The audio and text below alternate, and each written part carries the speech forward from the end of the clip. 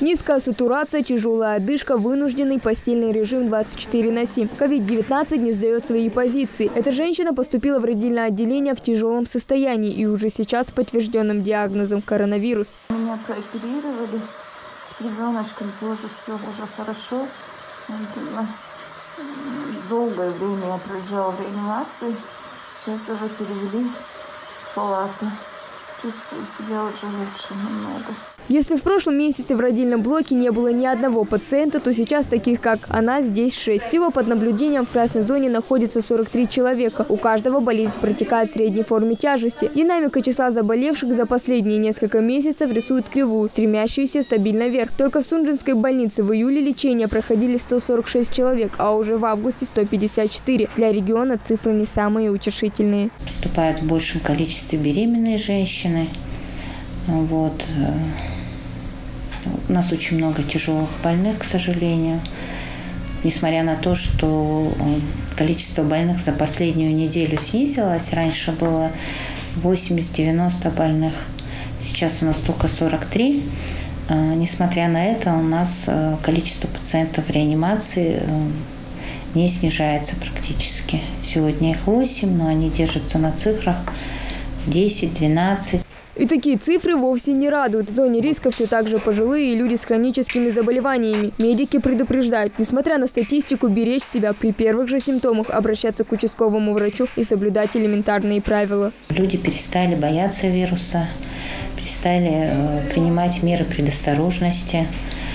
Беременные женщины совершенно они не остерегаются, они посещают общественные места, ходят без масок, контактируют с больными, ходят в гости. Соответственно, они заболевают, поступают к нам и зачастую уже в запущенной форме поступают. Дома лечатся сами, не идут к врачу, не вызывают на дом врача, занимаются самолечением. И это самая главная ошибка всех пациентов. Несвоевременное обращение к медикам приводит к летальному исходу. А ведь для безопасности жителей уже приняты все меры. Прививочные пункты есть в каждом районе. На сегодняшний день в Ингушетии несколько видов отечественных вакцин. Впрочем, как признается заведующая инфекционным отделением, пользуется этим эффективным способом защиты не каждый. Те, кто поступает, очень мало среди них вакцинированные. А если есть вакцинированные, то они заболевают после первой прививки или же сразу после второй или перед второй прививкой. То есть в тот период, когда у них еще не успел сформироваться иммунитет. Многие объясняют это тем, что прививка неэффективна, но это не так. Для того, чтобы сформировался иммунитет, нужно пройти какое-то время, пару недель после вакцинации. А все больные, которые к нам поступали, они поступили до этого периода. Но, несмотря на все трудности, врачи, не уставая, спасают жизни людей, а пациенты благодарят за их тяжелый труд. В реанимации, не помню, сколько я здесь, но всему коллективу, в общем, я от души докучишь, дал саду, дал мелех, только хранки хаты.